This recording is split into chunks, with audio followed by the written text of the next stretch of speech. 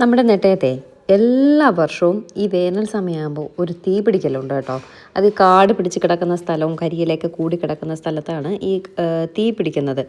ചിലപ്പോൾ ചൂടിൻ്റെ ഇതുകൊണ്ട് പിടിക്കുന്നതാവാം, ചിലപ്പോൾ വല്ല സിഗരറ്റോ എന്തെങ്കിലുമൊക്കെ വലിച്ചിട്ട് വെറുതെ നമ്മളിങ്ങനെ ഇട്ടിട്ട് പോകുമ്പോൾ അങ്ങനെ കത്തുന്നതും ആവാം കേട്ടോ. എന്ത് തന്നെ ആയാലും എല്ലാ വർഷവും ഈ ഒരു സമയമാകുമ്പോൾ നല്ല ആളിപ്പടർന്നൊരു തീ കത്താറുണ്ട്. ഫയർഫോഴ്സ് വന്നാണ് അതെല്ലാം അണയ്ക്കുന്നത് കേട്ടോ.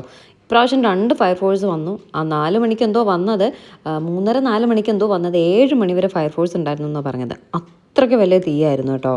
നമ്മുടെ വീടിൻ്റെ തൊട്ട് പുറകുവശത്താട്ടോ. അതുപോലെ തന്നെ നമ്മുടെ വീടിൻ്റെ ഫ്രണ്ടിലും ഇതുപോലെ കാട് പിടിച്ച് കിടക്കുകയാണ്. പക്ഷേ അവിടെ ഇതുവരെ കത്തിയിട്ടില്ല. കത്തുമ്പോഴായിരിക്കും ഒരു മേളം.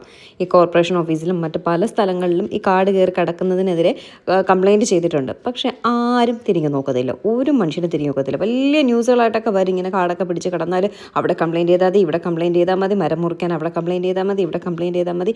ഒരു രക്ഷയില്ല കേട്ടോ. ഒരു പഴത്തൊലി എടുത്ത് നമ്മൾ ആ കാട് പിടിച്ച് കിടക്കുന്ന സ്ഥലത്തേക്ക് ഇട്ട് നോക്കിയേ, അപ്പോൾ വരും എൻ്റെ പുരയിടത്തതേ പഴത്തൊലി ഇട്ടു പറഞ്ഞിട്ട് അവരറിഞ്ഞില്ലെങ്കിൽ പോലും അറിയിക്കാൻ ചില നാട്ടുകാരുണ്ടാവും കേട്ടോ. അതാണ് നമ്മുടെ സമൂഹം എന്ന് പറയുന്നത്. അതുകൊണ്ട് വീഡിയോസൊക്കെ കാണുന്ന ആൾക്കാരുണ്ടെങ്കിൽ ചിലപ്പോൾ ചിലരൊക്കെ സ്ഥലങ്ങളൊക്കെ വാങ്ങിയിട്ടിട്ട് അബ്രോഡൊക്കെ ആയിരിക്കാം.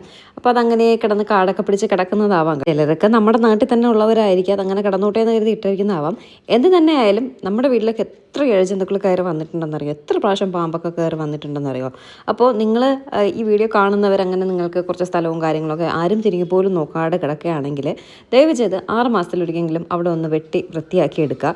ഇതുപോലെ തന്നെയാണ് എൻ്റെ തിരുമല വീടിൻ്റെ ബാക്കിൽ അവസ്ഥയും. അവിടെ പിന്നെ വർഷത്തിലൊരിക്കലെങ്കിലും അവർ വൃത്തിയാക്കുന്നുണ്ട് കേട്ടോ. അതുകൊണ്ട് എനിക്ക് വലിയ രീതിയിൽ പറയാൻ പറ്റില്ല.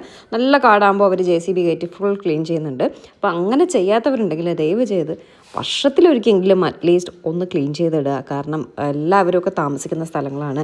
പല പല ഇഴജന്തുക്കളും ഇതുപോലുള്ള തീപിടുത്തമൊക്കെ തടയാനായിട്ട് നിങ്ങൾ ആരെങ്കിലും ഒക്കെ നമ്മുടെ ഈ വീഡിയോ കാണുന്നുണ്ട്, അങ്ങനെയുള്ള സ്ഥലങ്ങളൊക്കെ വെറുതെ കിടക്കുകയാണെങ്കിൽ നിങ്ങൾ തിരിഞ്ഞു പോലും നോക്കാണ്ട് ചിലർ ഇട്ടിട്ടുണ്ട്. നമ്മുടെ വീടിൻ്റെ ഫ്രണ്ടിൽ കിടക്കുന്ന, നെട്ടയത്തെ വീടിൻ്റെ ഫ്രണ്ടിൽ കിടക്കുന്ന സ്ഥലം ഒരു മനുഷ്യരും തിരിഞ്ഞു പോലും നോക്കത്തില്ല. പക്ഷേ ഈ പറഞ്ഞ പോലെ ഒരു പഴത്തൊലി ഇട്ടാൽ വരും എന്താണ് പ്രശ്നമെന്ന് ചോദിച്ചിട്ട്, അല്ലാതെ ആർക്കും വേണ്ടാതെ കിടക്കുന്നൊരു സ്ഥലം കേട്ടോ.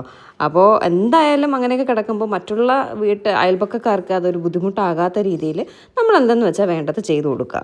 ചിലർ അതിനെപ്പറ്റി കാര്യം ആക്കാത്തത് കൊണ്ടാണ് ക്ലീൻ ചെയ്യാതെ ഇട്ടിരിക്കുന്നത്. പക്ഷേ ഇങ്ങനെയുള്ള പല സാഹചര്യങ്ങളുണ്ട് കേട്ടോ. പല പ്രാവശ്യം നമ്മുടെ വീട്ടിൽ പാമ്പെല്ലാം കയറി വന്നിട്ടുണ്ട്. പല പ്രാവശ്യം എന്ന് പറഞ്ഞാൽ ഇപ്പോൾ മാസത്തിലോരോ പാമ്പ് വരാറുണ്ട്. അപ്പോൾ അങ്ങനെയൊക്കെ വരുമ്പോൾ കുട്ടികളും മറ്റുള്ളവരും ഒക്കെ ഉള്ള കുട്ടികളല്ല, ഇപ്പോൾ വലിയവരായാലും ഒരു പാമ്പ് കടിച്ചാൽ ചത്തു പോകത്തില്ലേ. അതുകൊണ്ട് അങ്ങനെയൊക്കെയുള്ള സ്ഥലങ്ങളൊന്ന് വൃത്തിയാക്കി ഇട്ട് തരാം. നമ്മുടെ പപ്പി ഉള്ളതുകൊണ്ട് പാമ്പ് വരുമ്പോൾ തന്നെ പപ്പി കണ്ടുപിടിക്കും കേട്ടോ. അതുകൊണ്ട് പല പ്രാവശ്യവും പാമ്പിൻ്റെ കടിയിൽ നിന്ന് രക്ഷപ്പെട്ടവരാണ്. നമുക്ക് അവിടെയാണെങ്കിൽ വളരെ കുറച്ച് സ്ഥലമേ ഉള്ളൂ. അപ്പോൾ പിന്നെ പാമ്പൊക്കെ കയറി ഇരുന്നാൽ പോലും അറിയത്തില്ല. അപ്പോൾ ഒന്ന് സഹായിക്കാം കേട്ടോ.